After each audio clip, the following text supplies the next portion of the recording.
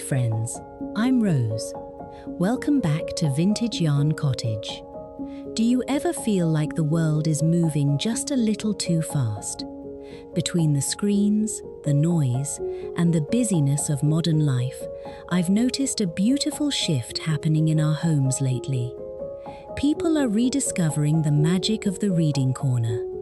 It's not just about a chair in a room, it's about creating a sanctuary. I'm seeing so many cottage homeowners, and even those in tiny apartments, moving away from big, open, sterile spaces and back toward these cozy, tucked-away nooks. Today, I want to share the tricks to creating a reading corner that never goes out of style, using the handmade treasures you likely already have tucked away in your cupboards. Before we begin, I'd love to know, do you have a special corner in your home where you go to find a little peace? Maybe it's a rocking chair by the window or a soft spot on the porch. Tell me about your favorite quiet spot in the comments below.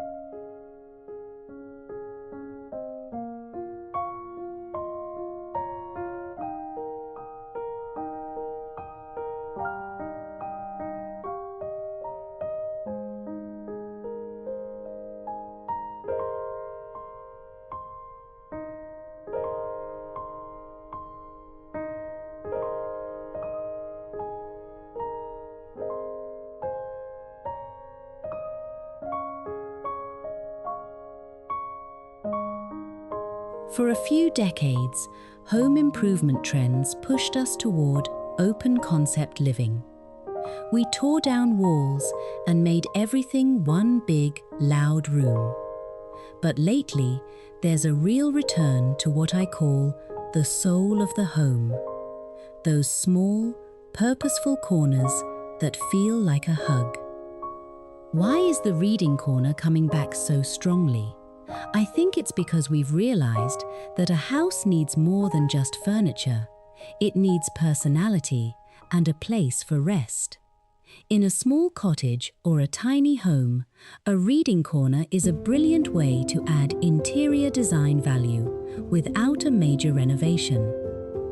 It solves the problem of a room feeling echoey or impersonal. By focusing on one small area, we create a focal point that says, someone is loved here and someone takes time to rest here. When you see a well-styled reading corner, you aren't just seeing a chair, you're seeing a story.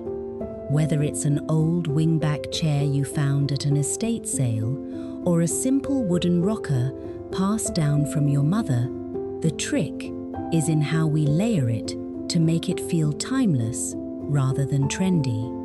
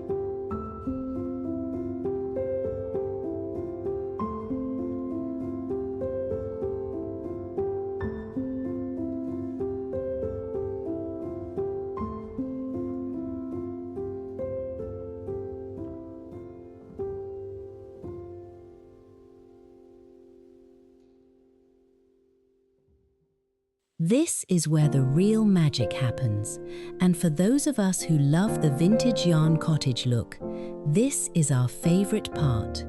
A chair is just a piece of wood or fabric until you add the handmade layer. I'm seeing a massive comeback in vintage crochet and granny square blankets being used as the anchor for these corners. If you have a chair that's looking a little worn, or maybe a thrifted find that's a bit too modern, a large crochet throw in a raised shell stitch or a classic pineapple lace pattern can completely transform it. Try draping a cream cotton crochet throw over the back of the chair so the scalloped edges hang down. It softens the hard lines of the furniture and immediately makes the corner look like a scene from a classic American cottage. Pair that with a hand-stitched needlepoint cushion, maybe one with faded cabbage roses, or a simple garden bird motif. These textiles do more than just look pretty, they provide sensory comfort. When you sit down with your morning coffee and pull a soft wool afghan over your lap, perhaps one in sage green, dusty rose, and butter yellow, you feel an immediate sense of peace. That is the true goal of cottagecore decor. It's not about the look, it's about the feel.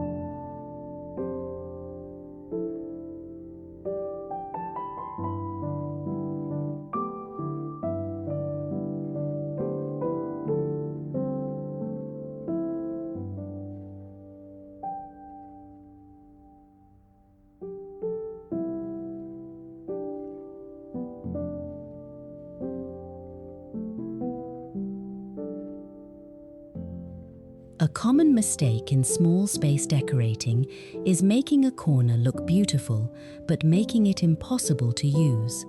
A true reading corner needs reach. This means everything you need should be within arm's length. Start with a side table. It doesn't have to be expensive. A simple painted cottage stool or a thrifted wooden tray table works beautifully. I like to layer a small white lace doily on the table. It protects the wood and adds that vintage touch we love. On top, place a milk glass lamp with a soft fabric shade. The light should be warm and golden, not blue or harsh. If you're working with a tiny home or a narrow hallway, you might not have room for a floor lamp. Instead, use a small wall-mounted brass swing arm lamp. It saves space, but still gives you that old library feeling. Don't forget a place for your teacup. A vintage teacup and saucer, maybe a piece of blue willow or a simple floral bone china, adds a sense of occasion to your quiet time.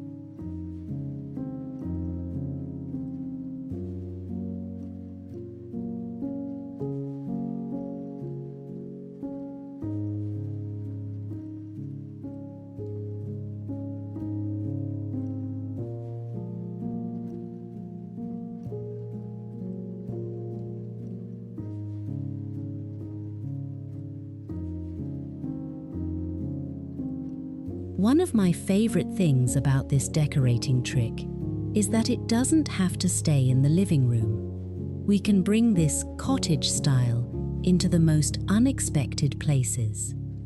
In a cottage kitchen, a small wooden chair tucked into a corner near the pantry can become a recipe nook. Drape a handmade crochet pot holder over a nearby peg rail and keep your old cookbooks on a small shelf above the chair.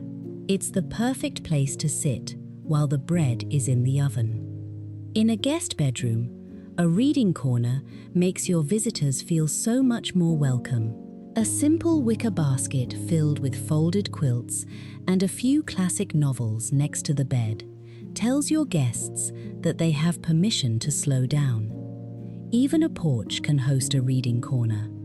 A white painted rocker with a faded gingham cushion and a sturdy crochet rug underneath creates an outdoor room that feels private and cozy, even if the neighbors are close by. If you're enjoying these ideas, I'd love for you to join our little community. We talk about all things handmade and homey here. Just hit that subscribe button and tap the bell so you never miss a cozy moment with us.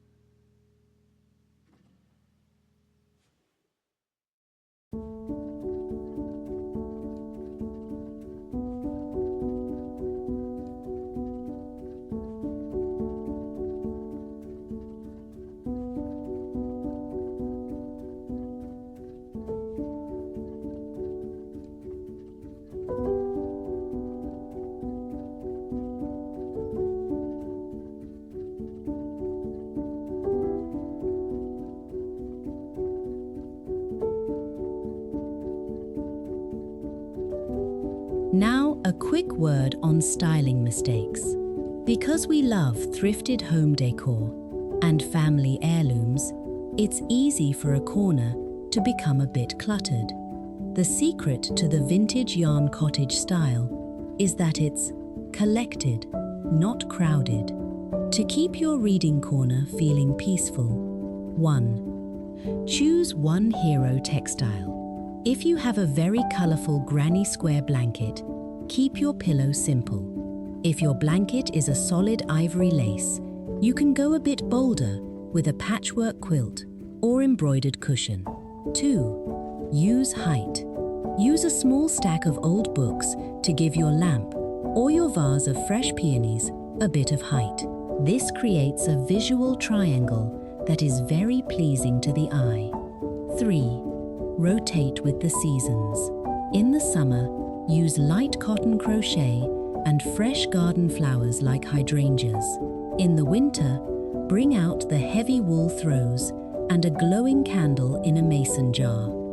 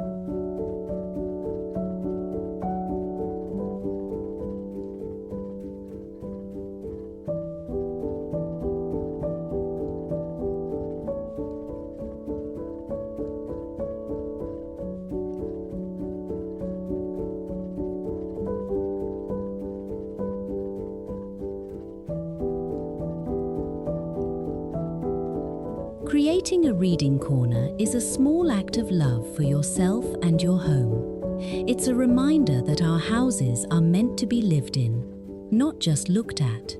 Whether you're using a quilt your grandmother made or a blanket you've spent months crocheting yourself, these pieces carry a warmth that mass-produced decor just can't match.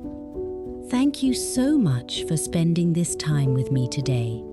If this video gave you a little inspiration to go and fluff up a corner of your own home, please give it a thumbs up. It really helps our small channel grow. I hope your week is filled with quiet moments, a good book, and a very warm cup of tea. I'll see you in the next video. Goodbye for now, friends.